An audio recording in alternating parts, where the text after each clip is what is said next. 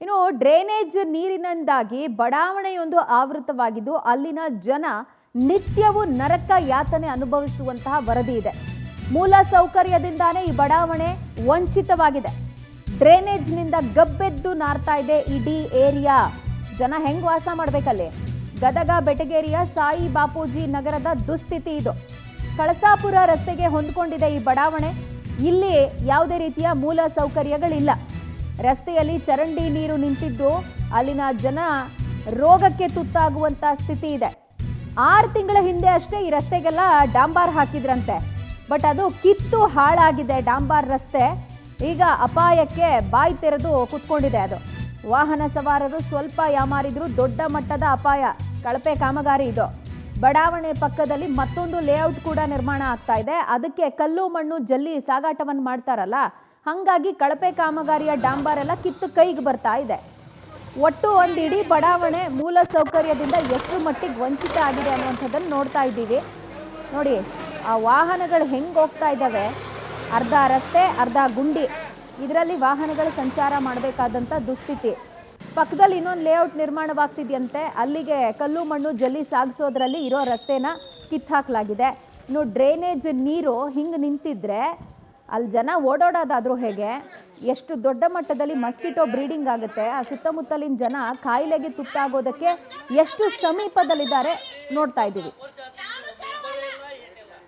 ನೀರಿಲ್ಲ. ಈಗ ಏನು ಮಾಡಕತ್ತಾರ, ಇಲ್ಲಿ ಬರೋಕೆ ಆಗೋದಿಲ್ಲ ಅನ್ನೋದಕ್ಕೆ ಓಣ್ಯಾಗಾದ ಸುತ್ತಾಕಿ ಹೋಗ್ತಾರೆ.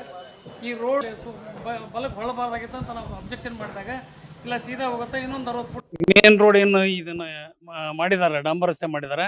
ಇನ್ನೂ 6 ತಿಂಗಳು ಪೂರ ಆಗಿಲ್ಲ. ಅದ್ರೊಳಗೆ 3 ಸಲ ರಿಪೇರಿ ಆಗೈತಿ. ಯಾಕಂತಂದ್ರೆ ಕಳಪೆ ಕಾಮಗಾರಿ ಇದು. ಈ ಕಳಪೆ ಕಾಮಗಾರಿ ಅವಾಗ ನಾವು ಅಬ್ಜೆಕ್ಷನ್ ಮಾಡಿದ್ವಿ. ಏನ್ರಿ ಇದು, ಇದಕ್ಕೊಂದು ಮೇಲೆ ಪೌಡ್ರ್ ಆಗಲಿಲ್ಲ, ಆಮೇಲೆ ಡಾಂಬರ್ ಇಲ್ಲಿದ್ರಾಗ ಕಿತ್ತು ತೋರಿಸಿದ್ವಿ ಅವ್ರಿಗೆ. ಆದ್ರೆ ಎಲ್ರಿ ಹಂಗಾಗೈತ್ರಿ ಹಿಂಗಾಗೈತ್ರಿ ಅಂತ ಹೇಳ್ಕೊಂಡು ಮತ್ತೆ 2 ಸಲ 3 ಸಲ ರಿಪೇರಿ ಮಾಡಿದ್ರು. ಮತ್ತು ಇದು ಈ ಬಗ್ಗೆ ಡೀಟೇಲ್ಸ್ ಕೊಡ್ತಾರೆ ನಮ್ಮ ಪ್ರತಿನಿಧಿ ಮಹಾಂತೇಶ್. ನಮ್ಮೊಂದಿಗೆ ಫೋನ್ನಲ್ಲಿ ಕನೆಕ್ಟ್ ಆಗ್ತಾ ಇದ್ದಾರೆ. ಮಹಾಂತೇಶ್, ರಸ್ತೆ ಗುಂಡಿ, ಡ್ರೈನೇಜ್ ನೀರು, ಕಳಪೆ ರಸ್ತೆ ಕಾಮಗಾರಿಯ ಭಾಗ್ಯವನ್ನ ಕೊಟ್ಟಿರುವಂತಹ ಈ ನಗರಕ್ಕೆ ಅಲ್ಲಿನ ಅಧಿಕಾರಿಗಳಿಗೆ ಸಲ್ಯೂಟ್ ಮಾಡಬೇಕಾ?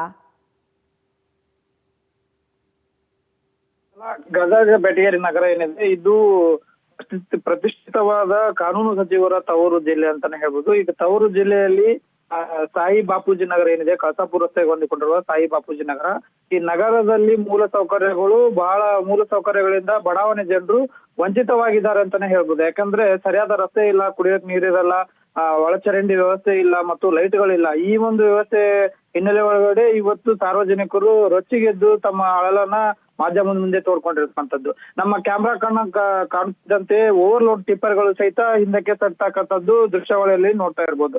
ಯಾಕಂದ್ರೆ ಈ ರಸ್ತೆ ಸುಮಾರು 6 ತಿಂಗಳ ಹಿಂದೆ ಅಷ್ಟೇ ಆಗಿತ್ತು, ಆದ್ರೆ ಇದು ಕಳಪೆ ಕಾಮಗಾರಿ ಆಗಿದೆ. ಇಲ್ಲಿ ಓವರ್ಲೋಡ್ಗಳು, ಟ್ರ್ಯಾಕ್ಟರ್, ಲಾರಿಗಳು ಅಡ್ಡಾಡೋದ್ರಿಂದ ರಸ್ತೆ ಕಿತ್ತೋಗಿದೆ. ಈ ರಸ್ತೆ ಮಾಡ್ತಕ್ಕಂತ ಒಬ್ಬರು ಕಾಂಟ್ರಾಕ್ಟರ್ ಏನಿದ್ರೆ ಅವ್ನು ಕಪ್ಪು ಪಟ್ಟಿಗೆ ಸೇರಿಸಬೇಕು, ನಮಗೆ ಸರಿಯಾದ ನ್ಯಾಯ ಒದಗಿಸ್ಕೊಡ್ಬೇಕು ಅಂತ ಹೇಳ್ತಾರೆ. ಇನ್ನೊಂದ್ ಕಡೆ ಸರಿಯಾದ ಎಲೆಕ್ಷನ್ ಟೈಮ್ ಅಲ್ಲಿ ಬಂದಿರ್ತಕ್ಕಂಥ ಸದಸ್ಯರು ಈ ಎಲೆಕ್ಷನ್ ವೋಟ್ ಆಗಿದ ಮೇಲೆ ನಮ್ಮ ಕಡೆ ಸುಳಿದೇ ಇಲ್ಲ, ಯಾರು ನಮ್ಮ ವಾರ್ಡಿನ ಮೆಂಬರ್ ಅಂತ ನಮಗ್ ಗೊತ್ತಿಲ್ಲ ಅಂತಂದು ಸ್ಥಳೀಯರು ಸಹಿತ ರೊಚ್ಚಿಗೆದ್ದು ಮಾತಾಡ್ತಕ್ಕಂಥದ್ದು ನಮ್ಮ ಕ್ಯಾಮ್ರಾ ಕಣ್ಣಲ್ಲಿ ಸೆರೆಯಾಗಿರ್ತಕ್ಕಂಥದ್ದು. ಫೈನ್ ಮಹಾಂತೇಶ್, ಥ್ಯಾಂಕ್ ಯು ತಮ್ಮೆಲ್ಲ ಡೀಟೇಲ್ಸ್ಗೆ.